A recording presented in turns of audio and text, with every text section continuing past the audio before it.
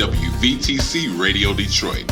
You can find us on Facebook, YouTube, our website, www.wvtcradio.com, or download our WVTC app from the Play Store for Android users and the App Store for iPhone users.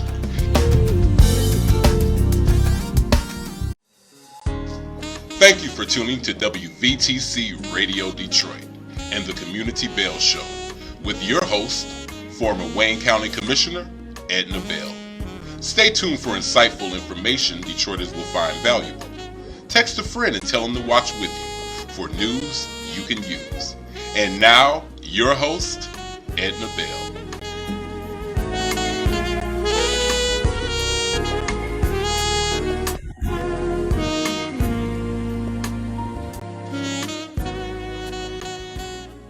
Good afternoon, Sheriff Washington. Good afternoon.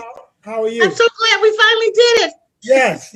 Or I shouldn't say we. I finally did it. Everybody else was okay last week. It was me. So I appreciate your agreeing to reschedule for this afternoon. Not a because problem. I really want people to know you and to see you and to hear from you. Yes, ma'am. So important. Thank you so For much. the largest county in the state. To have its sheriff on and have the people hear you and talk to you. So the first question for me is, tell us about Sheriff Washington. I'm gonna sneak something in on you. One of the things that I know is that you're a man of faith. I know that. The second thing I know is that you love your wife. Even before you ever became sheriff, I would see you on Facebook talking about the anniversaries and the birthday celebrations. That is so special. So I'll let you tell the rest of it. But I just had to sneak that in there. Well, that is so real. I appreciate you saying that. So since you segued into that right quick, I will talk about that, and I'll talk about my professional life as well. So I am married. Actually, just last week it was our 8th year anniversary. Yeah, and I have to keep those dates right. And so been together about 11 years or so, but married 8 years. And I have 2 boys, 2 grown sons, and I have 3 grandchildren and 1 on the way. So I have 4. Oh, wow. Yes. I have 4 on the way. My sons are gainfully employed. One is actually works for Ford Motor Company here in Michigan and Dearborn, and the other works for Apple. That's a blessing. Gainfully employed is important these days. Absolutely. Well, my youngest is in California, been there since he graduated from U of M in 2010. He has a wife, and they're doing what they do in California, doing it well. So I'm just happy about that. You want your children to do better than you even. Absolutely. And they're on that way to doing that. So I appreciate that. And so, and I am a member. Born and raised in church. All I know is church. I'd say I know more about church and than anything else. But born and raised in church. My grandfather founded a church in Chicago where I was born, and where we were. And then my late uncle, who some may know, a lot of people know, Bishop David Lee Ellis, here at Greater Grace Temple Church in Detroit, moved here in '67. And we followed him. My mom is his sister. He and my mom are brothers and sisters. And so we followed him here. And then we were here for, many, many years. And he passed away in '96 unexpectedly. And his son, Bishop Charles Hayward Ellis III, took over back then. He is my first cousin. And so I am a member of the church, and I do everything at the church but preach. I can preach.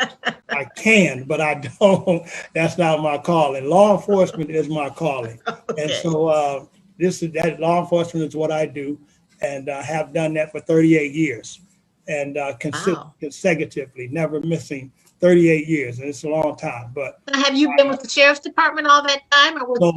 So I was with the sheriff. I started my law enforcement career with the sheriff's office in 1983. From 1983 to 1985, I was with the sheriff's office. We only had one jail, the old jail downtown, and I worked the midnight shift there for 2 years. And then I went to the Detroit Police Department in '85, and I worked in '85 from '85 to 2009. I worked in the Detroit Police Department, and I worked primarily under Sheriff Napoleon during my entire time there until he left in 2001. and when he retired. But I worked with him from 85 to 2001. And even when he retired, we remained very, very good friends. He promoted me a couple of times before he left. And then we remained very good friends through the 8 years that he was out of law enforcement. Then in 2009, when he got appointed to the Wayne County Sheriff's position, he asked me to retire and come in that office with him into the Wayne County Sheriff's Office to help him. And that's exactly what I did. So I retired on a Friday from Detroit and went to the county on Monday. So I never really retired. Wow, no, you didn't. And that's such good information. I think a lot of people don't know that. You worked with Sheriff Napoleon when you were at Detroit, and then followed him right on over to the Sheriff's Department in Wayne County. He asked me to retire, and I didn't hesitate. That's how much confidence and faith I had in him, how much he led me through my time in the Detroit Police Department and continued on when we came in here in 2009. Yes. Wonderful. So you've got the history, and you know how Billy did things and how well he ran the department. So, you're there. I tell people all the time, you can't be with somebody for 38 years and don't glean anything from him. And I gleaned a lot from him. Absolutely. And so I tell people all the time, if you love Billy Napoleon, everybody loves Billy Napoleon. Yes. You will at least like me. And I'm gonna work hard that you love me. And there you go. Yes. That is great. Wow. Mm-hmm. Wow. Yeah. Now, when you came over from the Detroit Police Department to Wayne County, were you in some particular area of the department that you dealt with? So I was. Yeah, thanks for asking that. I was actually.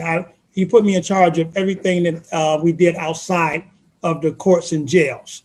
So I handled all of the outside things, whether it's Marine units, our vice narcotic units, our mounted units, the secondary road patrol, everything that we do outside of courts and jails, I was in charge of that.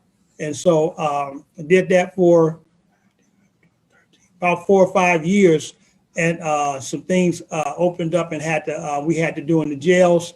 And he said, listen, I need you to go to the jails and courts and run that now for me, because we need some things straightened out.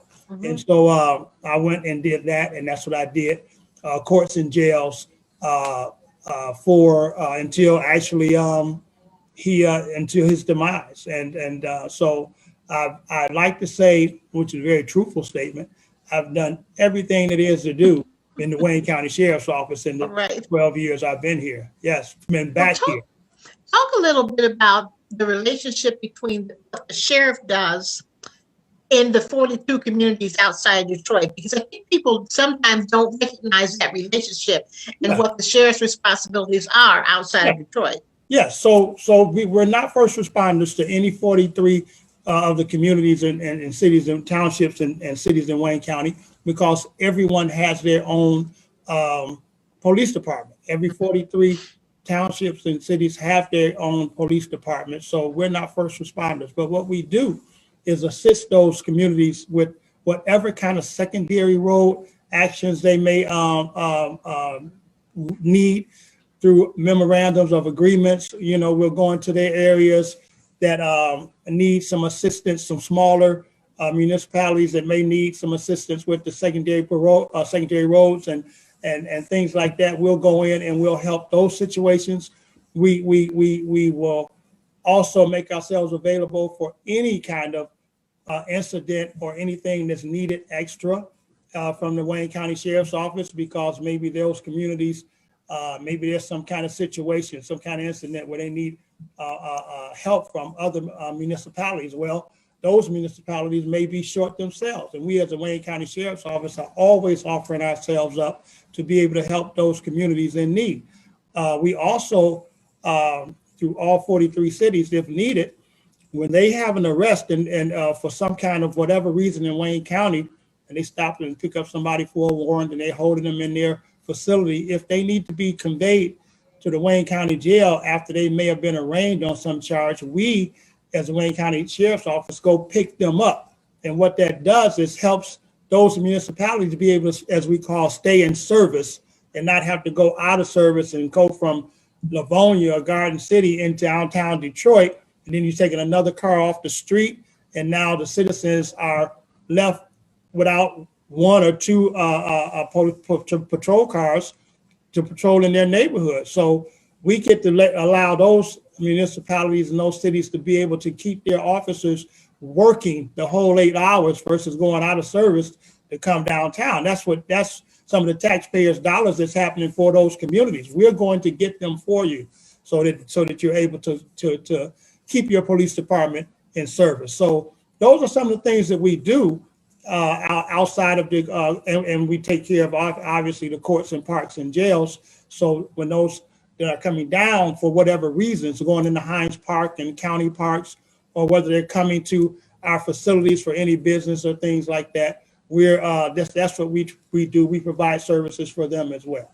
Okay, and talk about Hines Park. You patrol Hines Park, correct? Yes, that is correct. Okay, and so that is not a local police department, because Hines Park goes through all sorts of different cities. Yeah, about four or five cities or so, and we patrol Hines Park. If there's some kind of incident, depending on what kind of where we are in Hines Park, the city police may have to come down and do some investigating of that because it's in their city. It just happens to be in Hines Park, but we are there to patrol to try to deter things that are happening in Hines Park. If there's some lewd acts or things that people come down and think they're going to disrupt the beauty and the quality down in Hines Park, we're down there doing patrolling and making sure those things are not happening and that people can enjoy a safe place. Wonderful, wonderful. There was something called a community corrections committee some 20 some odd years ago. Okay.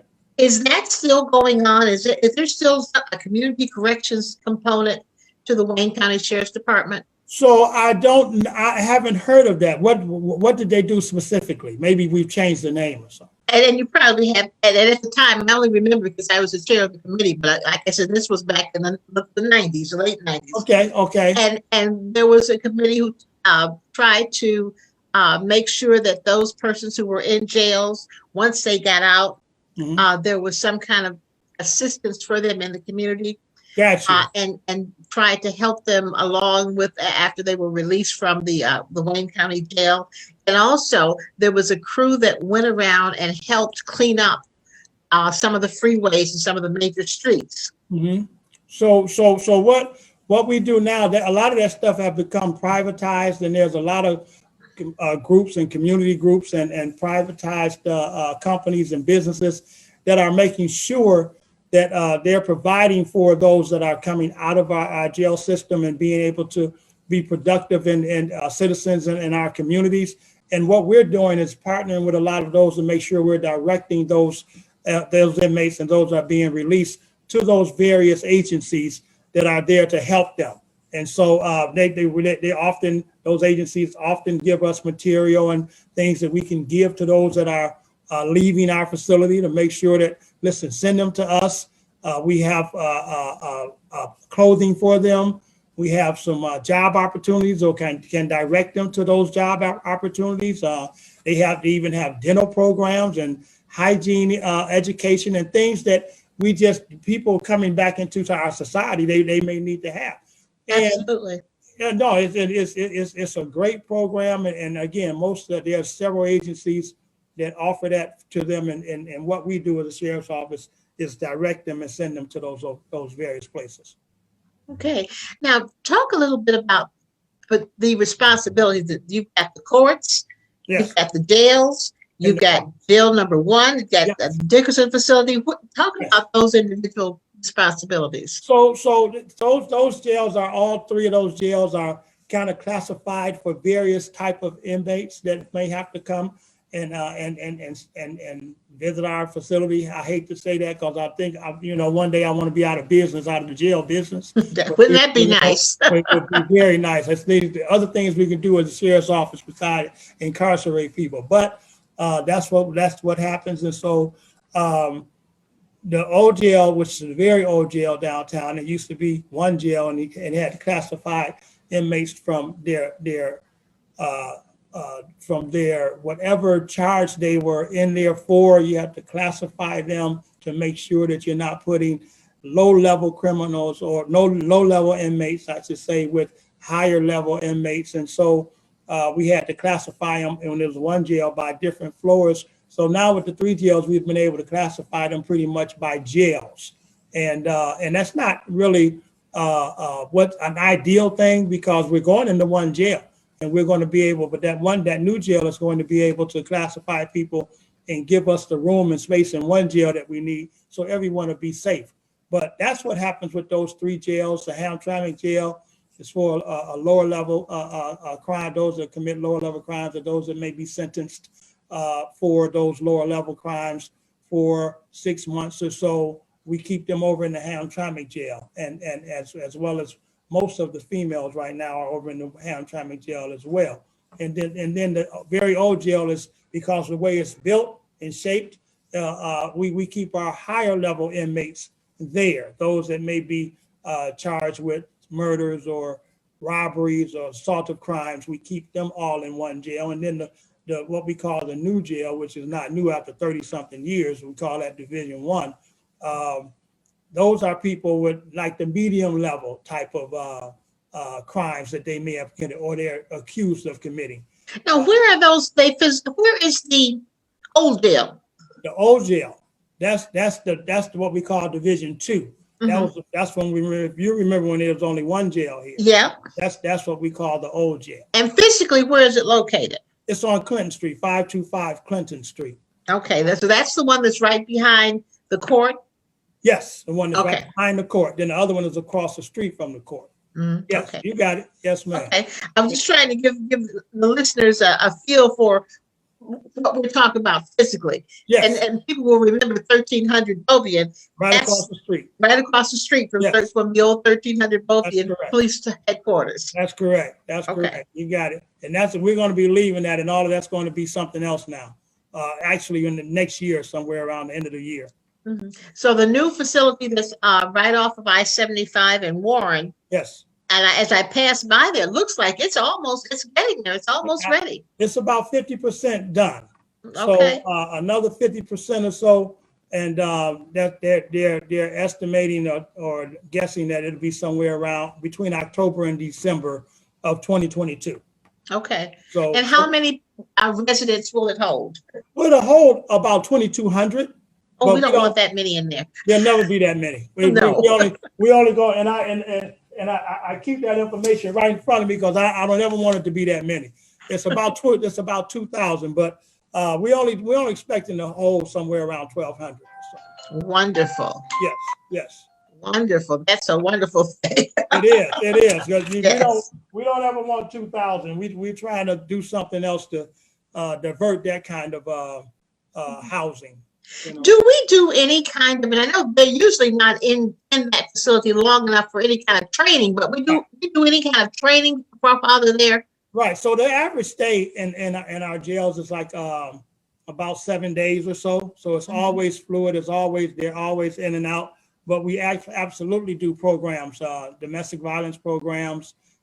We do we will do a lot of work with mental health and mental illness type of things, whether it's through our agency or whether we have other agencies come in from outside, DWIN, Detroit, Wayne, Integrated Mental Health Network. We do work with them, that they come in and do some training with our officers, as well as assisting us with working with the mental illness consumers that we have. So there's training going on within our facility, even though some of them are not there very well. We think it's important that we do as much training as we can, because they're still rotating back out into society, whether it's going back out on a work release program, or whether they're being released period with a tether, or maybe they're being just released back into the community. We want to make sure that we're doing what we can do to make sure that they have the tools that they need to not come. And that is so important, to try and help people be able to take care of themselves so they don't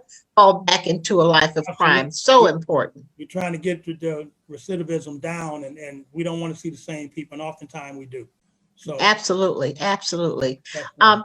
You are physically located on Woodward, just south of Warren now. That's correct. That's where Is that office going to move to the new facility, or will you still be where you are? Yes, this office is going to move to the new facility as well. And a lot of people that work here, including me, we kind of like, we want to stay here, but but we're going over where everyone else will be, and that is what it is, and we're excited about it. We're just, as things go, we kind of spoiled with the room we have here. Yes, it's a great facility. Yes, and bringing everything down, and people saying, "Oh, my office is going to be so small." Well, yeah, but we're not. We're there 8 hours. We're not trying to. And we have to work within the confines of what things cost now. So great. Talk about the chaplain corps that you have there in the sheriff's department. Good. Thanks for asking that. We do have a chaplain corps that's responsible for coming in and providing services, religious services for our inmates, and just pretty much doing some counseling for our officers if there's an event, whether it be personal or whether it be professional things that go on that they need counseling in. We do have a chaplain's corps for that as well. And then I have a couple of I have some pastors in a separate chaplain corps that I say I just need them to pray for me. All right. I get them. And we want you to be okay. We want you to be prayed up, as they say. I have to be prayed up, and I keep those pastors that I ask to do that for me. I keep them for me because I say, listen, all I need you all to do basically is when you get up in the morning and you say your daily prayers, just call my name out. And all right. I think if you do that, I ain't ashamed. Call my name out. Please call it. Please call my name out. Ask the Lord to order my steps and guide me. That's who I am. So I have a separate chaplain corps for them as well. Oh, that's great. That's great. Well, I just am so appreciative of you coming on and giving us so much time. I know how busy you are. We appreciate you. And I'm going to ask you something that you're probably going to think this lady's crazy. But what I'd like you to do is come on maybe once a month for 10 or 15 minutes just to give us an update on what's going on in the sheriff's department, because there's so much going on. There's some other questions I have. I can't answer all of them at one time. If you could agree to come on once a month, whenever your time is available, you just let us know when you're on a Monday when you're available and give an update on what's going on in the sheriff's department in Wayne County, because we hear so many things about what's going on in some of the smaller cities. The sheriff has to go in and help out.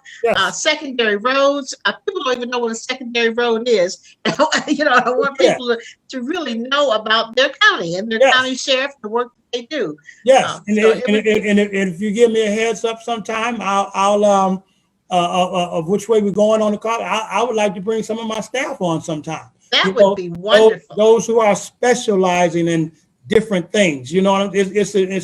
It's important for me to know everything, but I know somewhat of everything. I tell people that like this. I don't have to know all the ingredients that it takes to bake the cake, but I know what it's supposed to taste like. There you go.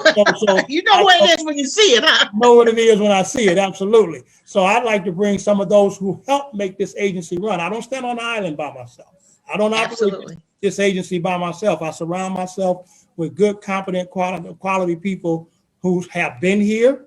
And some who haven't been here as long as I have, or some that came in with us, and those that have been here. I put a mixture together so we can all move this agency forward together. So I'd like to do that as well. That would be great. Yes, that would be great. Let's meet the faces behind the sheriff. Absolutely, and I love that. I love that because it's not just me. They help me to run this agency. I have to make the final decisions. But I'm telling you, they bring things to the table that I appreciate. Oh, I appreciate that so much. We're doing so much in the community as well, and I want to talk. And people need to know that. Yes, I want to talk about that next time you have a chance. Okay, well, I see. We're going to have a chance. It's going to be on a Monday. You tell me which Monday you want it to be. It can be whatever Monday, and you let me know, and that's it.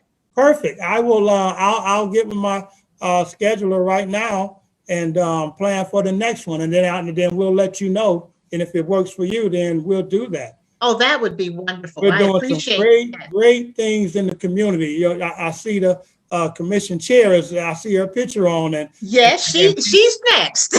She's on today. And she, as a matter of fact, she's going to talk about something she's been doing for the last 17 or 18 years now. Okay. It's her prom dress giveaway. Oh, yeah. Young people have had such a rough year. Yes. And I'm just happy that at least they're going to be able to have a prom. Yes, yes. And for those young people whose parents have had a tough year, some of them may not be able to buy those prom dresses and shoes and all those things. And so she's going to talk about the dress giveaway and what's going to happen with some of the young people who need some of this assistance for their proms. That is a great idea. We've been in Barton McFarland community. She rode with us, even, as a matter of fact. She was pointing out some things that we needed to pay attention to. So we're in the community. I definitely want to talk about that the next time we're together.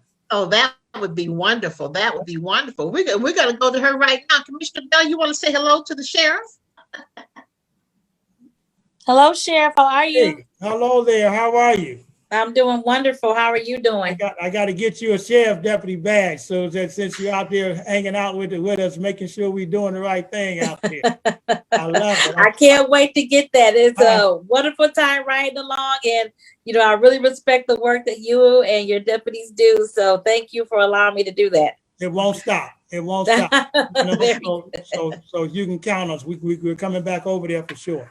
That would be great. Before I let you go, I want to share with you guys earlier today. I've been, for those who've watched the show for the last couple of years, I talk about the census. I've been talking about the census since it began. Mm-hmm. And today, the Census Bureau released some of its findings for the states. Haven't gotten to the local level yet, at least for the states. Mm-hmm. And unfortunately, Michigan is going to lose one congressional seat. I just talked to Rick Blocker. He just told me that today. Yeah. I hate that happening. I don't know how that works and all of that, but we're going to lose a congressperson. Yes, we're going to lose a congressperson. Mm-hmm. We're going to go from, unfortunately, we're going to lose one. And it's interesting. Some of the information they gave us says that some of the largest states that gain the greatest population, Utah. Now, I want to talk about Utah, but you didn't have to gain a whole lot of people to gain a lot of people in Utah.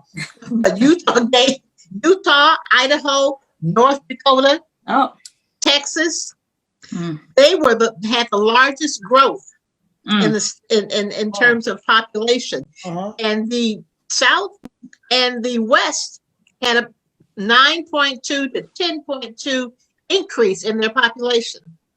And so some of those states are going to gain congressional seats. So how do we lose? How is it determined who we're going to lose in the Southeast?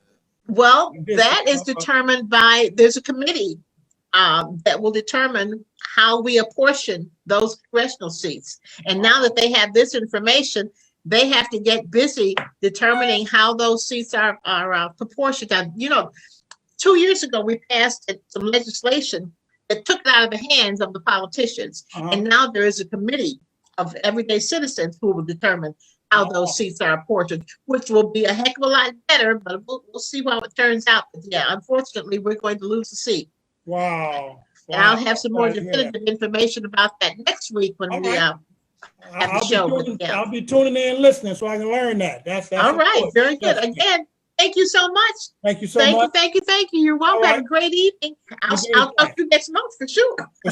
All righty. See you, Sheriff. Take care. All right, Madam Chair. Talk to you. Take care. Commissioner Bell, talk to us about the the prom dress giveaway, Bell of the Ball.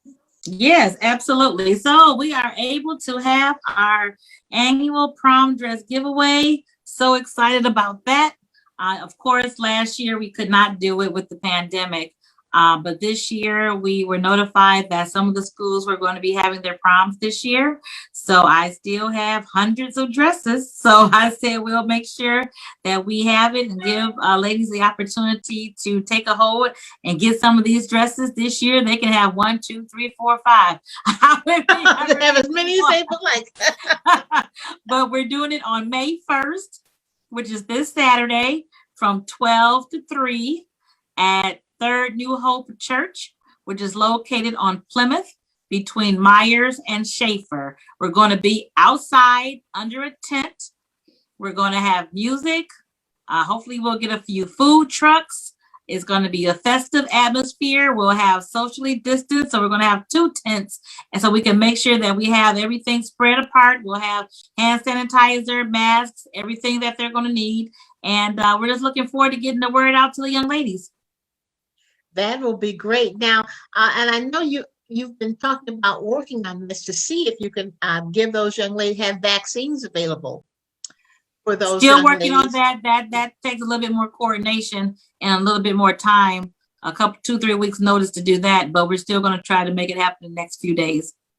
That will be great. Now, considering that in the past, those dresses have all been laid out the day before, how logistically are you going to be able to do that? And are you going to need a whole lot more volunteers in order to do it that morning instead of the day before? So we're going to start at 9 o'clock in the morning, and we have 3 hours to get it together. So from 9 to 3, we'll be out there putting the dresses on the different size racks.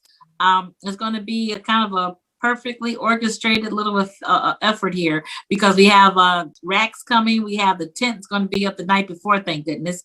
And then we'll have the dresses moved from our storage location to the church. So I think we'll be able to do it. But if anyone wants to volunteer, they certainly can. And my phone number is 313-224-0936. And that's how you can reach us. Again, 313-224-0936. And because we are still in the pandemic, we are taking appointments. So you call that number to schedule an appointment. Normally, everyone would just come, first serve, and everyone would just line up at the beginning of the time. This time we're having appointments every half hour, 12, 12:31, 1:30, 2:30. So come make an appointment and then come at your designated time, because we don't want to have big crowds, obviously. But we will have all of the safety protocols in place to make sure that people are safe, plenty of Lysol, hand sanitizer, the gloves, masks, and making sure that we're socially distanced. That will be great. Now, in the past, we've had a company that gave away a prom or graduation send-off. Do we have that person this year? We don't have that person this year. It's going to be kind of scaled down as far as that's concerned, because in past years we've had a lot of different people who want to volunteer their time, but we don't have that opportunity this year. But we do have plenty of dresses, shoes, purses. So all those essentials that you need for your prom, we do have those, so we can save money for your hair, your makeup, and your nails, and your car, and all that other stuff. You don't have to worry about a dress and shoes and purses. It is one of probably one of the biggest things that young ladies will do is go to their prom. Yes. And we are just so excited that we're going to be able to do the prom dress giveaway this year, because we could not do it last year because were there any? I don't think there were any proms last year. No, there was nothing. Unfortunately, the graduations were all virtual. There were no proms at all. This year, there are schools having proms. They're going to have them outside, but their schools are planning to do prom throughout the Tri-County area. So we just want to be prepared for those young ladies who want to go to prom and can't afford a dress. We want to make sure that we give them this opportunity to get a dress for free. And as you know, they're beautiful dresses. They come from bridal shops from around the area. One of our partners is Unique Lady on Southfield and 10 Mile. She gives to us every year. So she had given to us last year before the pandemic. So we have beautiful dresses from her, shoes. We had another company gave us beautiful boxes and boxes of dresses, again, before the pandemic. Yes, so we have an abundance of dresses. So we got lots and lots of dresses. And the ladies, we have dresses from some of our prominent leaders in the city who have dresses that they've worn to formal affairs that they wear one time and then they pass them on. They just sit there. So we have had dresses from Carmen Harlan and many of the other ladies in the city, Rhonda Walker. Lots of the ladies have given us dresses. And they've given us beautiful dresses. So we want the young ladies to come out, choose what you will. Parents, make sure you make the appointment for your children, or I shouldn't say children because these are seniors, so they're not little children anymore, so they can probably do it themselves. Yes, But and parents, they if your have. child has not made the appointment, please make the appointment so you can come out and save some money, because we know you're going to be spending lots of money on these young people when they get to the graduation events. So come out, get some prom dresses, and sometimes we have dresses that aren't necessarily prom dresses, but they can be worn on graduation day. Mm-hmm. And so you'll come out, there are all sorts of various dresses that can be worn. We've got all sizes. Yes. So yes. please come out and so take many advantage. dresses. So such a lovely thing. People ask me, can they give more dresses? I said, oh, thank you so much, but we have plenty of dresses. We have many people who want to volunteer, and I appreciate that so much. That people want to give back, but we need everybody to let the young lady in their life know to come out and get some of these dresses on May 1st, because we have an abundance of dresses. Again, what's the telephone number they should call to make their appointment? 313-224-0936. 313-224-0936 is this Saturday, May 1st, from 12 to 3 at Third New Hope Church, which is on Plymouth between Myers and Schaefer. We'll have balloons on Plymouth, so you won't miss us. So please let everyone you know come out to get these dresses. Wonderful. Thank you so much, Commissioner Bell, for joining us today to spread the word so that these young ladies can have the dress of their choice and save their parents a whole lot of money. Yes. And for those parents who have been laid off and have financial difficulties because of the pandemic, it will save you a lot when we want to be able to share with you. So thank you so much, Commissioner Bell, for coming on and talking about the prom dress giveaway. If you want to volunteer to help out, particularly in the morning from 9 to noon when we're trying to get these dresses all lined up and ready for the ladies, that would be a wonderful thing. Call the same number, 224-0936. We'd love to have you. Thank you, Commissioner Bell. Thank you. That's our show for the day. Thank you, Commissioner Bell. Thank you to Sheriff Ray Washington for being on. We appreciate him, and I'm going to do the same thing to you, Commissioner Bell. We're going to have you come on once a month and give us an update on what's going on in the county. We didn't talk about the county today, but we have some things that we want you to share with us about what the county is doing also. Yes. Particularly the Women's Commission. So next month, we'll have you talk about the Women's Commission. Thank you so much. Have a great day. That ends our show for today. Glad to have you. Community Bell is just happy to be here. Thank you so much, everyone. We'll talk to you next week.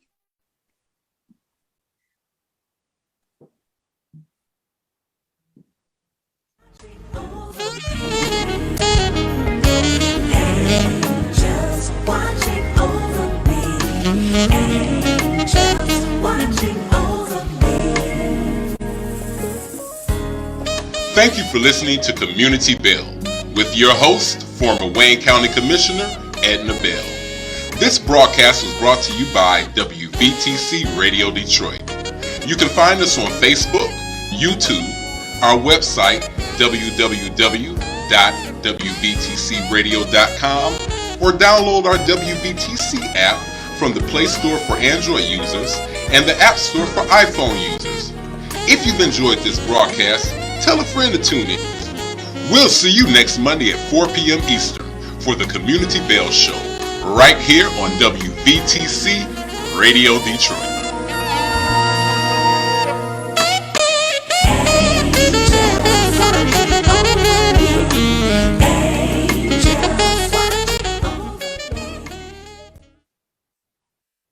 You're listening to WVTC Gospel Radio Detroit, and we're flowing in the Spirit.